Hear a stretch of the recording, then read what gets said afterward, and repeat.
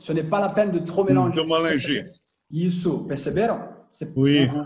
Só que aí é o seguinte, o que a gente percebe? Ele não fala assim, ce n'est pas la peine. Ele não fala corretamente, ele fala Pas la peine. c'est pas la peine. Ou até Pas la peine. Ou até às vezes ele nem fala, ele fala simplesmente pas la peine. Eu não sei se ele fala isso aqui, mas ele poderia falar pas la peine de. Ce n'est pas la peine de trop mélanger. Existe aqui uma confusão que acontece bastante. Qual que é essa confusão? É você confundiu a estrutura ce n'est pas la peine com ça ne vaut pas la peine.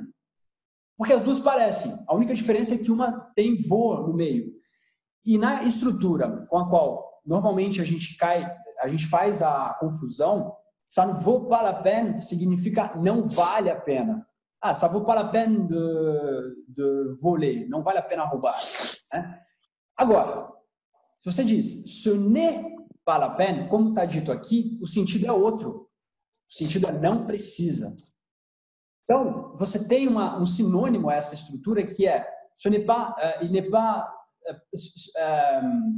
pas besoin de trop mélanger. Ce n'est pas nécessaire de trop mélanger. É isso que significa ce n'est pas la peine. Então, quando ele fala ce n'est pas la peine de trop mélanger, e o que ele está falando? Ele fala assim, não precisa misturar demais.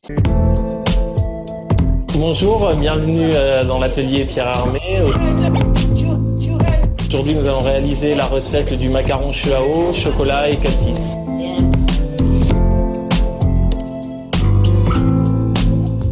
Dans un premier temps, on va réaliser la recette du biscuit macaron cassis, donc avec blanc d'œuf, sucre glace, poudre d'amande et un sirop de sucre.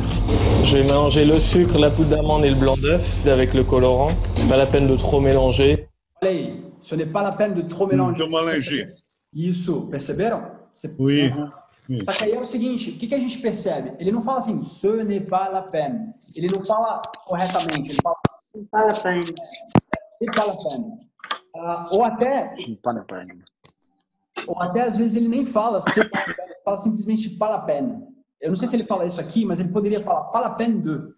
É uma contração de toda a estrutura ce n'est pas la peine de, que seria a estrutura correta, digamos assim, né?